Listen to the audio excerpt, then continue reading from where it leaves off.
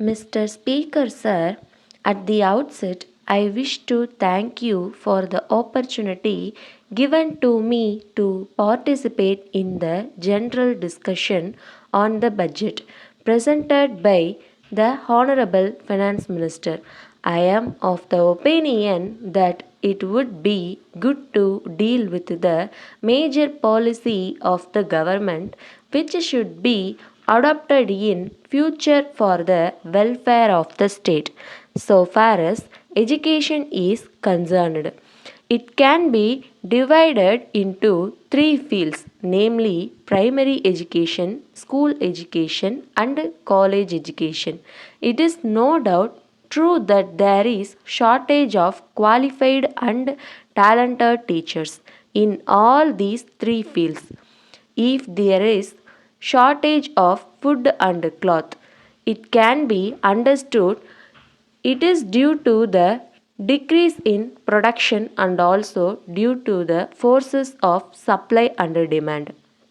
There is overall unemployment in the country, but I cannot understand why there is this shortage of talented teachers in spite of the salary of teachers being raised. There is a feeling that it has not been raised in proportion to the rise in salaries in other fields. As a result, the talented men try to get employment elsewhere and they choose teaching profession as a last resort. The salary of teachers should be raised so that it compares favorably with the salaries in other fields, and as a result the teaching profession may attract the talented and efficient people. This will help to a large extent in solving the problem of shortage of qualified and talented teachers in the field of education. There is one other difficulty in the field of education. There is no sufficient equipment by way of building accommodation. Some honorable members suggested that the number of students to be managed by one teacher might be increased to some extent.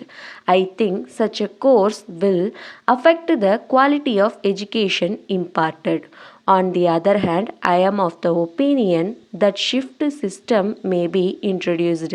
This will help us to give education to a larger number of children without the necessity for more buildings. I am also aware that the shift system is successfully followed in the educational institutions in the state. I think this could be extended to more schools. Our country being an agricultural country, many people depend on agriculture for their living. Water is very much required for the success of agriculture. Irrigation facilities should be provided to the farmers. If they have to depend upon the monsoon rains for carrying on their agricultural operations, it will be difficult for them to stay in the agricultural profession for the long time. In these circumstances, we cannot prevent them from giving up agriculture and going over to some other professions. It is also possible for the government to give liberal assistance to them so that they may be able to dig bore wells which will give them continuous supply of water.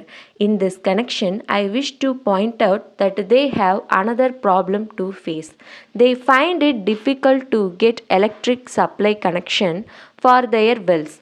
Even if they manage to get such connections, the supply of electricity is not regular.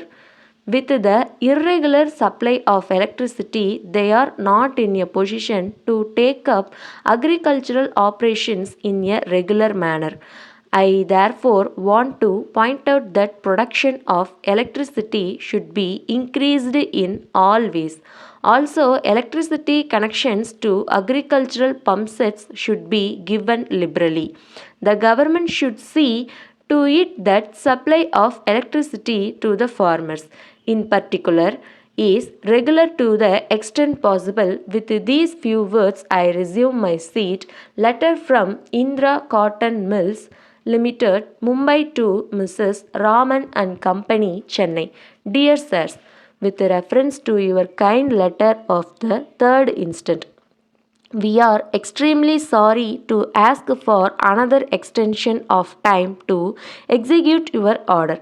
When we asked for extension of time for the first time, there was strike by the workers which affected our production. Now that the labor problem has not yet been solved, the production has not reached its optimum level. In the said circumstances, we have again to ask for more time to execute the orders placed by you. We are afraid that it will not be possible for us to effect delivery of the goods on the date mentioned by you. We can at the same time assure you that we will make your utmost efforts to execute your orders as early as possible. We hope you will realize that the delay in the supply of goods is due to circumstances beyond our control, and we shall very much appreciate if you can reply by return of post, giving us to the additional time required. If you are in urgent need of the products within a short time, kindly inform us. We will procure the goods locally and send you the goods before the date stipulated by you in your last letter. We wish you success in your future endeavors and look forward to your early response in the matter. Yours faithfully.